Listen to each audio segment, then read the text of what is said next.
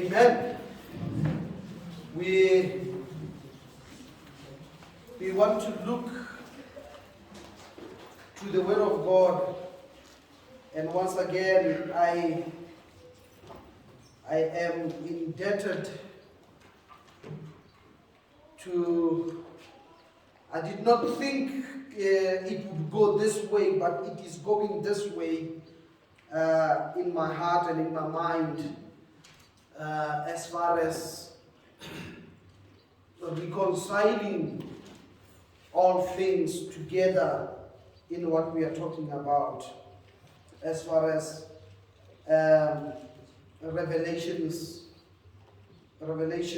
3:10. That verse has struck my heart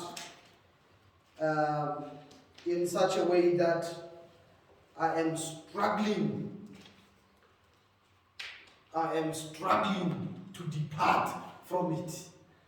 I am not having an easy time moving on and moving along to the next verse, which is a very simple verse. I am coming quickly, says the Lord. And obviously I am already in that space and talking about the coming of the Lord and what it looks like and what would it entail as well, because of we were talking about the hour of testing that is going to be over the whole world.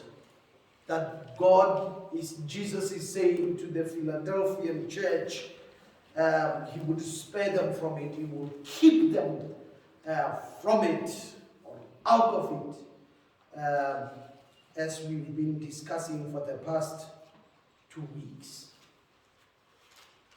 And having brought that up, I want us to look at Daniel chapter 9.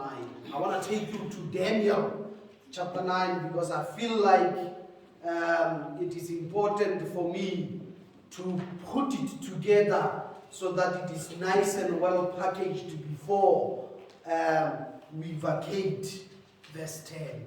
I am under obligation to proclaim this thing. So our text today, connected to or emanating from, or the launching point being Revelation 3:10, our text today is going to be Daniel chapter 9, as we have looked at it quickly and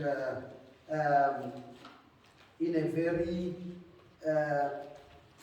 passing by way, not necessarily digging our feet into the text and explaining what this is. Daniel chapter 9.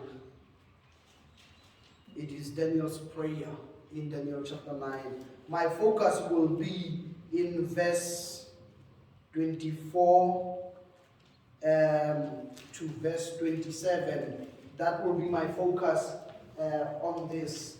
And I want you to understand why my mind and my thoughts have channeled here. And that's why I'm highlighting where we came from. Last week, I showed you a little bit of mysteries in the Word of God as far as eschatology and the end times. I showed you the mystery of the Gentiles, or the mystery of the hardening of the Jews, or partial hardening of the Jews, or keeping the Jews in a spirit of stupor. I showed you that. I showed you another mystery, the mystery of lawlessness. The mystery of lawlessness. It is also called something, we don't know what it is, but something and I want to make that very clear. I want to make that very clear.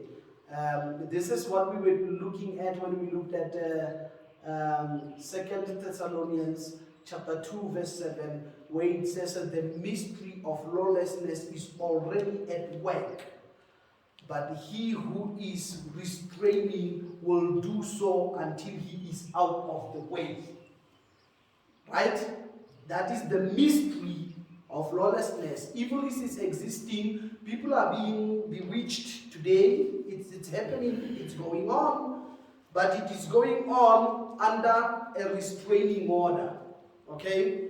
There is a restrictor that is going on. It's not full blown until there is a period that will come when the one who is blocking all evil will be taken out of the way, and then evil will be fully blown on earth. That period is coming. It is still future to this date. Today. Okay? It is still future. It's coming. The restrainer will be removed, and that is coming. I showed you that last week. I showed you the mystery that we will not all die. I showed you Corinthians 15. We will not all die, but we will all be taken up. We will be changed and all that. It is a mystery. It is a mystery that the Apostle Paul writes about, and he says, I tell you a mystery about these things. These things were not clearly revealed in the olden days. They did not even get it. And when Jesus talked about it as well, they didn't even get what he was talking about. In John 14, right? In John chapter 14, verse 1, they call it a cabbage verse or something like that. John 14, verse 1. When you eat pap and cabbage and there is no meat, they call it John 14, verse 1. The verse says, let not your heart be troubled. I guess when you eat pap and cabbage, your heart is troubled. And so you can't be having your heart troubled about that. So they call it John 14, pap and cabbage. So now you know. When you go into a Motswana house and they say, hey, it's John 14, you know what's on the menu. That's what it is. That's what they will be talking about. The point is in John 14, verse 1, let not your heart be troubled. You believe in God, believe also in me. For in my Father's house are many mansions. If it were not so, I would have told you. But I am going to prepare a place for you, so that where I am, there you may also be. Right? That is what Jesus was talking about. And Thomas obviously shows up and he says, Lord, we don't know the way. How are we going to get there? And so he answers and he says, by the way, I am the way, the truth, and the life. And no one goes to the Father except through me. And then you have Philip who comes up and says, Lord, you know where, we hear you, but you know what would be best? If you would just show us the Father. That would be great. And Jesus is disappointed at that and he says, oh, Philip, I've been with you so long and yet you still saying, show us the Father. He who has seen me has seen the Father. Do you hear the conversation of what is going on? They missed the whole thing. They missed it. He told them that I'm going to prepare a place for you. I must go. And then he goes back to it and he explains it later again. In John 14, he goes back to it and he says, the Holy Spirit must come. I must go. And if I don't go, the Holy Spirit will not come. And the Spirit don't get. He explains it again in chapter 16. Because in chapter 14, 15, he talks about, I am the vine. You know what I just did there? I just displayed how much I know the book of John. Do you see that? Hey. Amen. Anyway, my point there is they did not understand it. It was a mystery. That's why. And the Apostle Paul reveals the mystery later on. That's what we talked about last week. But I need to explain why and how it fits within the prophecy at large. Therefore, Daniel chapter 9. is where we are. In Daniel chapter 9, I'll give you a little bit of background here. In Daniel chapter 9, Daniel is praying. Okay? Why is he praying? Because 70 years is coming up. And Daniel says, in verse 2, he says, let's start in verse 1. Let's just start in verse 1. I just want to show you something which I find very interesting. I find it very interesting.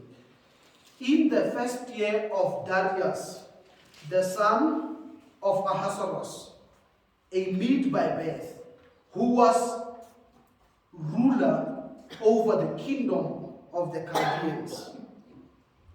In the first year of his reign, I, Daniel, understood from the books according to the word of the Lord to Jeremiah the prophet that the number of 70 or the number of years of the desolation of Jerusalem would be 70.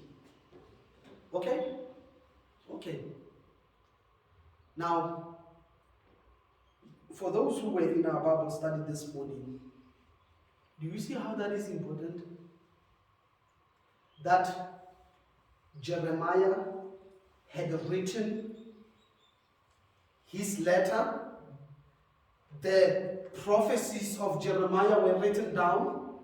Daniel, he's giving a testimony. He says, I understood from the books, according to what was said by the Lord through Jeremiah the prophet. He read the book of Jeremiah. And now he understood that, oh, by the way, we are in Babylon.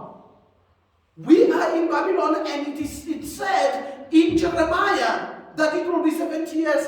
Do you know where in Jeremiah it says that? It's very interesting. What is the most famous verse in the book of Jeremiah? Jeremiah 29, verse 11, right? Wonderful. That is the most famous verse in the book of Jeremiah. Let's go there. I want to show you something. Jeremiah 29, verse 11, right? The most famous verse. Oh, we love this verse. We do. We love this verse. Jeremiah 29:11. For I know the plans I have for you. This is the declaration of the Lord. The plans for your welfare, not for disaster, to give you a future and a hope. I know the plans. Right? For I know the plans. God is saying that. Oh, if God was to say that to me, oh, I've got plans for you. And it's not disaster. It is good. It's for your welfare. Plans to prosper. Right? We love that. Look at verse 10. The verse before. Please look at verse 10. The verse before. For this is what the Lord says. When the 70 years for Babylon are completed, I will attend to you and will confirm my promise concerning you to restore you to this place. For I have plans for you, plans to prosper you. Do you see that? Yeah, we only quote verse 11. We never quote verse 10. Nobody talks about the 70 years of Babylon. But you need to understand that the verse 11 comes after verse 10. That is what you need to understand. Babylon, the painful 70 years of slavery and the people of God and the destruction and the desolation of Jerusalem would be what precedes. I know the plans for you. Now, Daniel has read that. He read that very verse we just read. And he says, I understood it 70 years. Now, at this point, Daniel went to Babylon as a young man. He was taken captive as one of the nobles that were taken to Babylon under Nebuchadnezzar. And now, regime has changed so many times.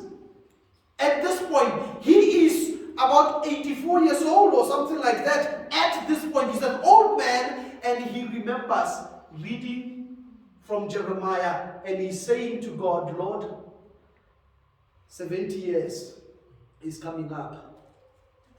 We came here because of the punishment you gave us, because we had sinned against you. Me, I'm still sinful, Lord.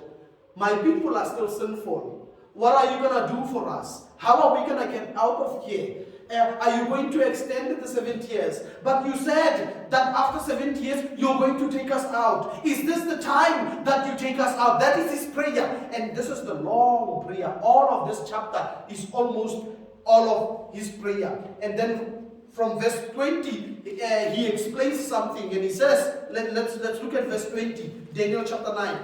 In verse 20, he says, while I was speaking, praying, confessing my sins and the sin of my people Israel, and presenting my petition before Yahweh my God concerning the holy mountain of my God, while I was praying, Gabriel, the man I had seen in the first vision, came to me in my extreme weariness about the time of the evening offering. He gave me this explanation. Daniel, I have come now to give you understanding. At the beginning of your petition, an answer went out, and I have come to give it. For you are treasured by God. So consider the message and understand the vision.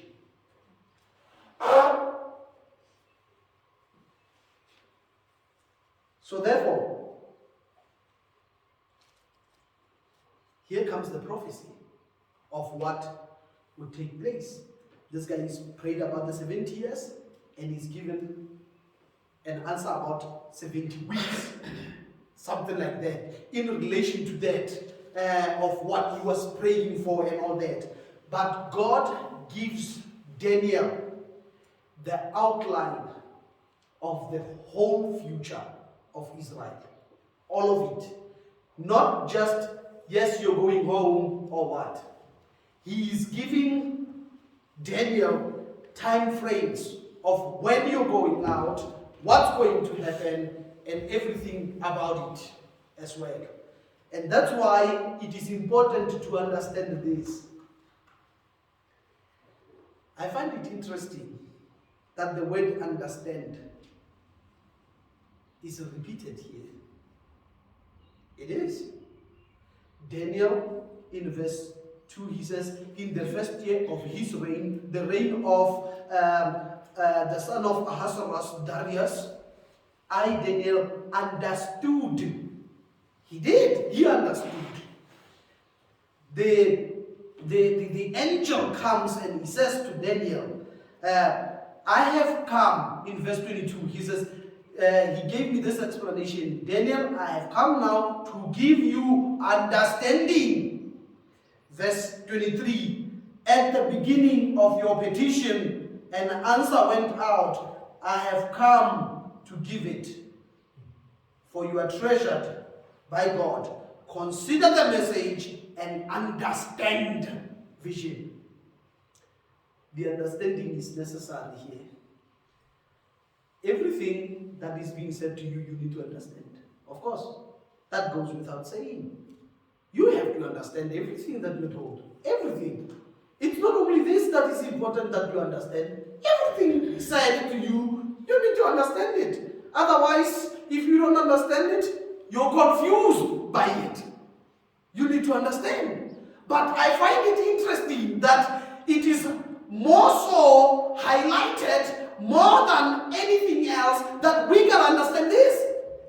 This needs understanding, Daniel. This needs understanding. I am here to give you understanding. I am here to explain to you. I'm giving you the message, but understand. Understand. It is important. Understand. That's why I picked that song. We will understand it better by and by. Because understanding is important. Okay? But also, I'll remind you of a verse. Put your finger there in Daniel 9 because we're going to come back here. But I want you to see in Matthew 24, verse 15, which I mentioned about 2 weeks ago. Matthew 24, verse 15. I find it amazing that that is there. It is fascinating that the writer of Matthew would say this. So it says in verse 15, Matthew 24, verse 15. So when you see the abomination that causes desolation, spoken of by the prophet Daniel, standing in the holy place, let the reader understand. I find it interesting. Of course we have to understand everything, but why? In this one aspect of things, there is a call for understanding. Why? Because it's easily misleading, it's easily confusing, it's easily, you need to pay more attention on this. This is important for you to understand. It's not obvious. It's not obvious. You need to understand. And now you'll understand when I say to you, 70 weeks is not 70 weeks, it's 70 years. You're like, okay, now I need understanding there. How is a week a year now, and all that stuff, all that kind of technicalities that are going on in the text. But I find it interesting that Jesus would say, when you see the abomination that causes desolation, you need to understand what he said. But then the next verses, you need to run. You need to run. Guys, this is not child's play. This is not easy things. This is not something that when you see, you're going to be like, oh wow, this is so cool. Oh no!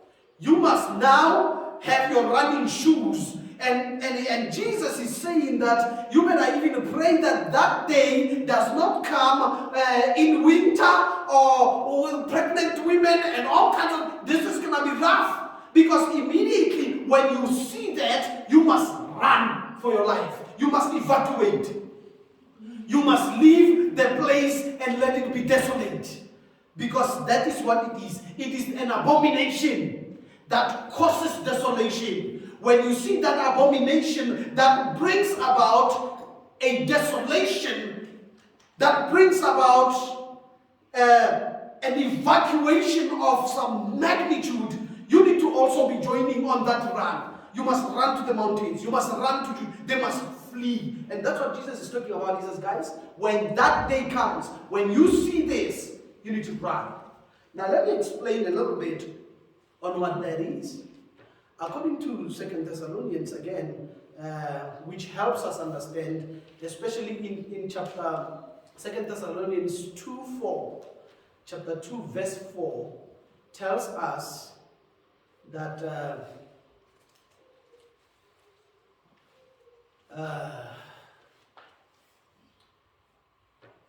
Antichrist will sit in the temple of God, and he will say he is God.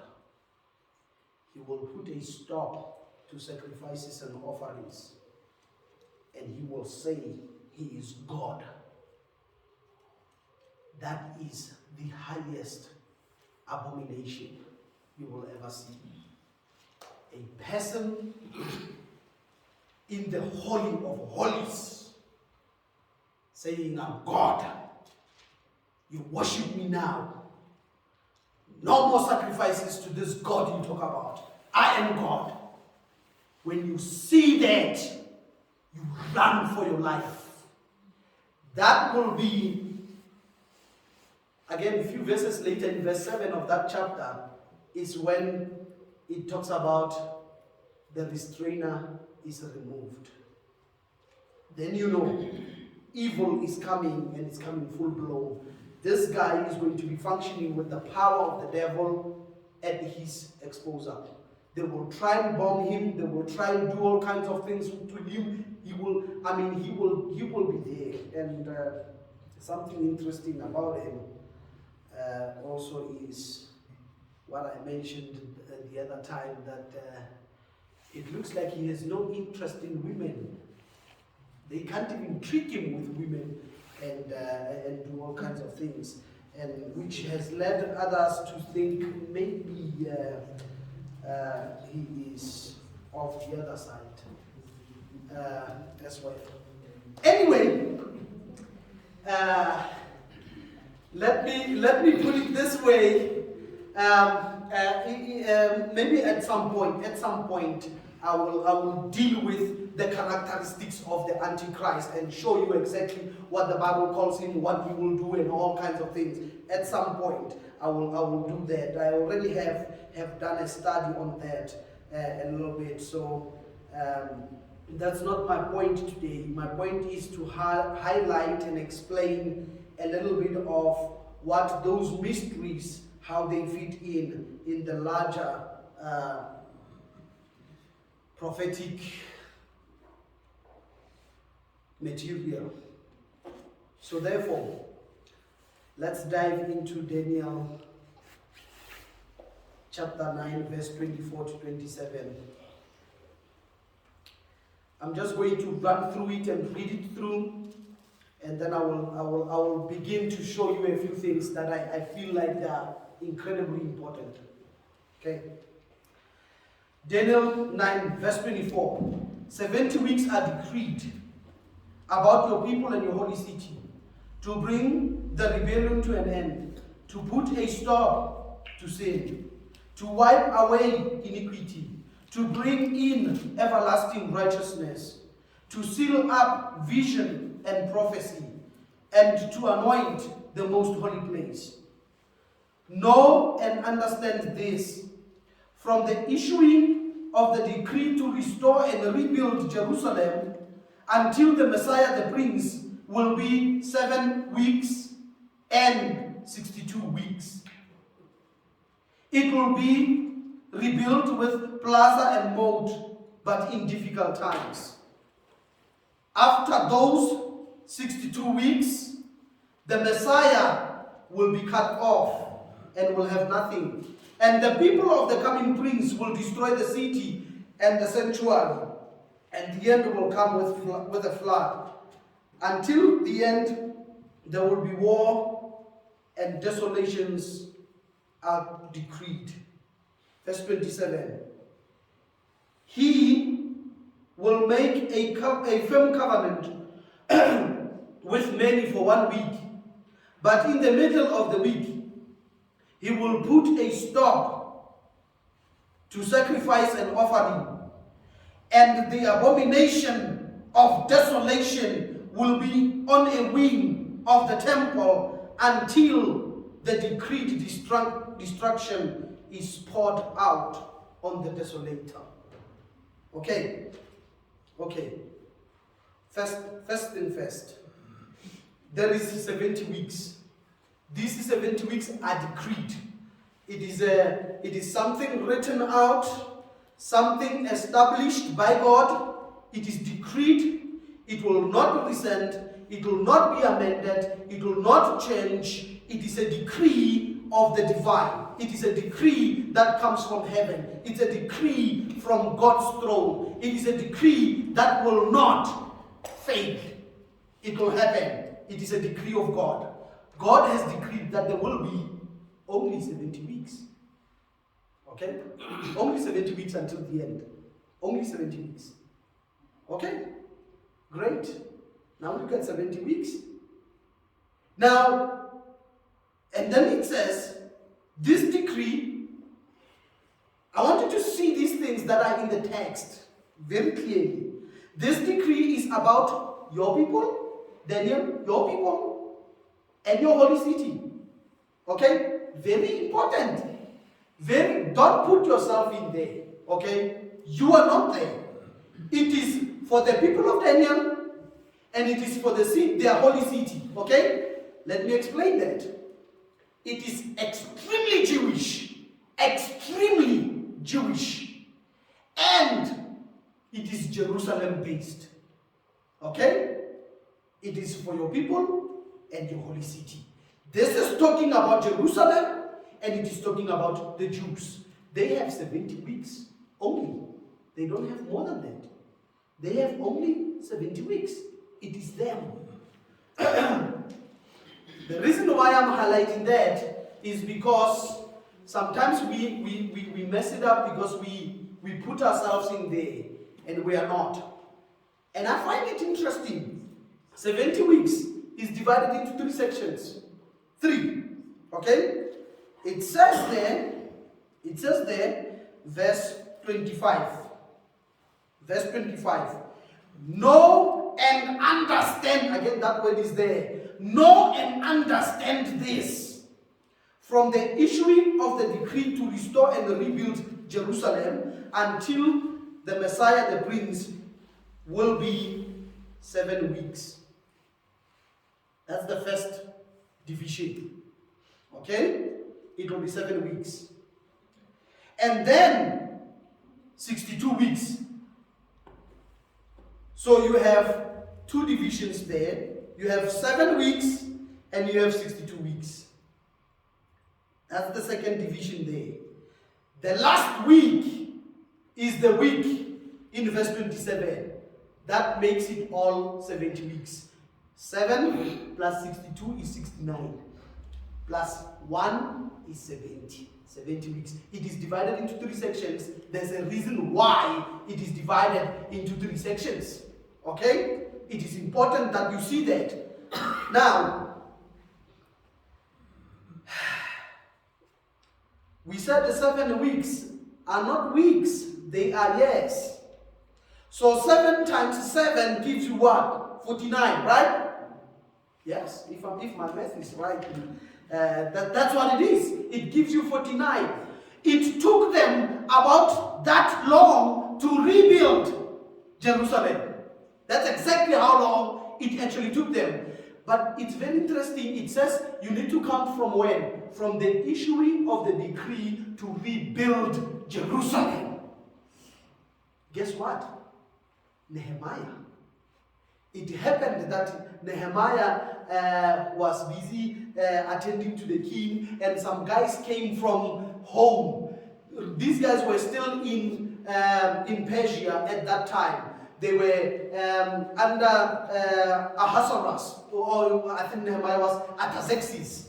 It was still under Artaxerxes. And it happened that these guys, when they came back, Jeremiah asked them, he said, guys, how was home? Oh, these guys were crying. They told Jeremiah, they said, you have no idea. There's nothing there. It is desolations and all those things. And Nehemiah went to the king. He was serving the king a drink. He was a cupbearer. He was busy there trying to serve a king and mix, make a nice punch for the king. And as he's busy there trying to serve the king can see, but this guy is not happy. What's going on? And this guy is like, oh my king, I'd rather not get to it. The king insisted and said, Nehemiah, come on. And Nehemiah told the king and said, hey, there's problems at home. Can I go and check? And the king said, okay, you can go and check. He went and he checked. He came back. He told the king, it's terrible at home. How am I going to continue to serve you when I'm feeling like this? And the king said, you know what? Why don't we organize and you can go and fix whatever you need and all that. And then a decree was issued. But what I find interesting is Nehemiah also puts dates. He puts dates. He reveals in the 20th year of King Artaxerxes and a decree was issued. Like, hi, why give a date? The same thing that Daniel does. Daniel begins in chapter 9, verse 1. He said, in the first year, a date is given. Now, when you go to the history books and you check the dates, there it is. The issuing of the decree has a date. 444 before Christ. That's when it went.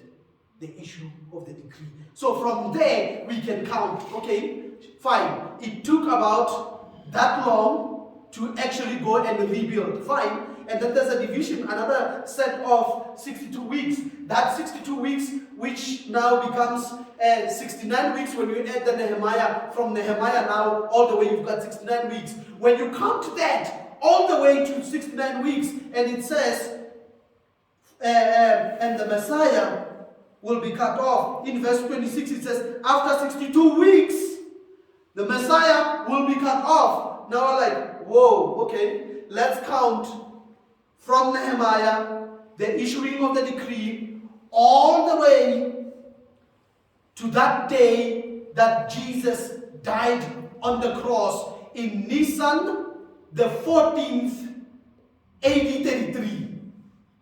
Boom, exactly. 69 weeks of years, of course, multiplied by 7, of course. You get exactly that thing. Exactly. So they calculated all the way to what we call the triumphal entry, when Jesus was coming in and was riding a donkey and everybody was praising and all that on what is known as Palm Sunday. We know it as Palm Sunday today. It was 4 days before Jesus died. On Nisan the 10th. That's when that happened. It is very interesting. The prophecy is accurate to the day. To the day. They talk about 173,880 days. That's how much they've counted it to exactly that day. I find that fascinating and interesting. But I haven't said much yet. I'm just being technical and I want you to know and understand this. Okay? Let's go back to verse 24. Look at what is the scope of the prophecy. What is it that we need to achieve in the prophecy, right? What is the point of this? To bring rebellion to an end, number 1. Number 2, to put a stop to sin. Number 3, to wipe away iniquity. Number 4, to bring in everlasting righteousness. Number 5, to seal up vision and prophecy. Number 6, and to anoint the most holy place. Those are the things that needs to happen in 70 weeks. All those 6 things needs to happen in 70 weeks. Because 70 weeks are decreed for these things. And now there's those divisions of this will happen during this time, the building and all that, and then this one will happen, and then the Messiah will be cut off, and then verse 27 talks about, and that prince, he will then, what does it say? He will make a firm covenant for 1 week, which is that last week, the 1 week. But in the middle of the week, he will put a stop to sacrifices and offerings. And then the abomination of desolation. That's what will happen. Now, where do we fit? Pastor, you said this is for the Jews, and this is for Israel, and this is in Jerusalem. Where do we fit? Right? I find it interesting that even in the divisions of this prophecy,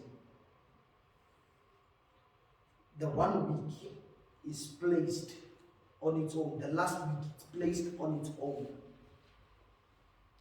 It is divided from the 69 weeks. That week, the last week of Daniel's prophecy, which is actually just 7 years because it's 1 week, right? It's 1 times 7, right? That's what it is. It's 7 years. Now, when you look at that 1 week, it is what we call the Great Tribulation Week. That is what Jesus is talking about when he's telling the church in Philadelphia, and he says, I'm going to take you out of that. That 1 week, that's what it's talking about. The Great Tribulation. Jacob's trouble. Again, it goes back to Jacob. You see, it's all about Jewish and all that stuff. It points there. So somehow, where you and I fit, we fit somewhere in between 69 and 70. Before 70 begins, And where 69 ended, that's us. That's where we fit. That's what we call grace period. And that is why when we greet one another, we say it's by grace. Because we are here. You and I appear there because of the mystery that God had in mind. Remember that even though it is mainly Jewish, even though it is highlighting all these things, God initially, in the very first place, He had told Abraham, I will make you a father of many nations. We were supposed to come in somewhere in there. And God saw it fit to divide the 70 weeks in this manner so that there is that long period of grace where the Gentiles are coming in. But according to Romans chapter 11 verse 25, when the fullness of the Gentiles has come in, then all Israel will be saved. The economy of God will move back to the Israelites and focus back on them as the ones who will be going through the great tribulation. It is them. Let me put it in a very plain language. And I think I'm shutting it down. The Jews currently, as we speak today, they are busy. They have raised funds. They have money. They are incredibly wealthy. They have money to rebuild the third temple. If they were to be given a chance to rebuild the third temple, it will be up in a matter of months or weeks. They have machinery and they are the most advanced when it comes to technology and all kinds of things. They are. God has blessed the Jews in a very mighty, miraculous way. They are the only nation in the whole world that has the most Nobel Prizes. The Jews. In the whole world, they are. By far. It is incredible what God is doing with them. Even though they were not a nation for a while because of, again, the destruction of Jerusalem that happened. The people of the prince will come and destroy Jerusalem. And they did. AD 70, that happened. And I find it fascinating again that it happened in AD 70, and you've been talking about 70 weeks and things like that. It's an interesting thing. But anyway, the point is, the Jews, they are ready. All they need is to have their site where there is a mosque, the Dome of the Rock, I think it's called. There's a mosque where there was a Temple Mount. On the Temple Mount, there is a mosque there. And the Muslims will not yield and give away their mosque. They won't. Something supernatural will need to happen for that to actually take place. And a lot of guys are thinking that there's going to be a war, an outright war, where the mosque at some point will be bombed. As they keep bombing Israel and all that, there will be war that will actually annihilate the mosque, and then it will give the Jews probably a chance to rebuild the temple there. Because there's a reason why a third temple needs to be there.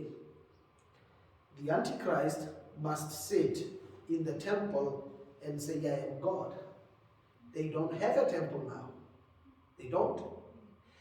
They need to have their final rejection of the Messiah by going back to the Levitical system. And that's what they will do. Once the temple, there's going to be a compromise. This covenant it's talking about, there will be a covenant for 1 week. That's what it's talking about. There'll be a compromise. The Jews will say, we just need a temple.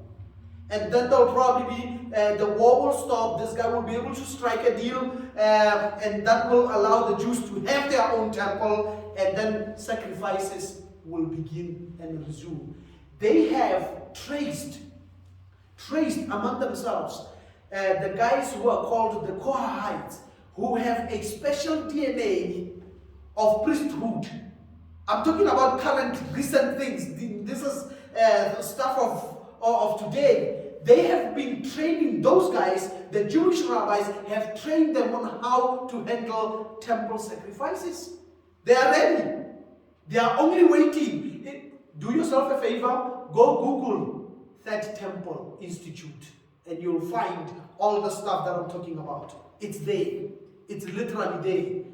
They've been searching for a red heifer, a red cow that they need to sacrifice, and they don't need a temple to sacrifice that cow. They can sacrifice. It has to be sacrificed outside the temple, just like Jesus died outside the city. So that has to be done there, and all that. They're looking for it. There's guys who are trying to grow it, and all kinds of things. There's movement in the economy of God in these things. God is channeling these things towards that end. And when that happens, when the last Gentile, a non-Jewish guy whom God has designated for salvation, when that thing happens, Jesus will call his church to exit the coming wrath of God that will be poured on earth. And the economy of God will focus back on the Jews so that he can save the Jews as well. But it will be through difficulties because they will go through the great tribulation. And the 144,000 will be the champions in that thing. Not only them, but there will be, through them, there will be preachings and all kinds of things, and more Gentiles will come in, and more of the Jews will come in, besides only those who are sealed and protected. And there will be a massive incoming as well. And that's where you have an angel asking John, who are those? And John saying, I don't know, you tell me. And John says, these are the ones who have come out of the great tribulation, and it was a vast multitude. They will come there as well. Just a sneak peek of what we see as the future of the world. Ladies and gentlemen, brothers and sisters, the future of the world is written down, scripted by God, prescripted by God, written. What's going to happen, how it's going to happen, and it will not change. It is written. It is not up in the air. It will not change. You cannot pray it away. You cannot wish it away. It will happen exactly the way God has prescribed it to happen. Whether it fits in with you or it doesn't fit in with you, it will happen exactly the way God has prescribed it. It is coming. It is going to happen. Lastly, of the 6 things that needs to happen, you can see, yes, some of these things, partial fulfillments have been done. But there's still going to be an everlasting righteousness that still needs to come, where the devil is no more and is eradicated. Not eradicated, but thrown into a bottomless pit, that he cannot test or tempt anyone along with his demons, cannot. And that is also going to be when Jesus, the Prince of Peace and the righteousness of God, will reign and rule. Also in Jerusalem, as far as giving out a physical place where he will reign. That will come, and that is coming, and that will happen, and it is still future. You and I must watch and pray. Leave one eye looking on earth, focusing on the responsibilities of the earth and what we have to do as far as representing the kingdom, and have one eye focused in heaven for the one who is coming, because he is saying, I am coming quickly. Live like that every day. Have one eye on earth and one other eye in heaven. And God bless you. Let's pray. Gracious God, thank you today for your word. Lord, these things are complicated and not easy. Yet we ask you, O God, to continue to have them reverberate in our minds and in our thoughts. That, Lord, we would deliberate on these matters and meditate on them day and night. But Lord, above all, may your word dwell richly in our hearts, that the birds of the air will not steal it. Engrave it, O God, and imprint it in our souls. We pray these things in the name of Jesus Christ. Amen. God bless you. And let's close in this benediction. We haven't done this benediction in a while. In fact, I had started to memorize it in Hebrew. I wanted to do it in Hebrew as well. So that day will come, okay? Just hold on, that day will come. But at some point, you will hear me going off in Hebrew, probably in the rabbi kind of way. But here is the benediction. May Yahweh bless you and protect you. May Yahweh make his face shine on you and be gracious to you. May Yahweh look with favor on you and give you peace.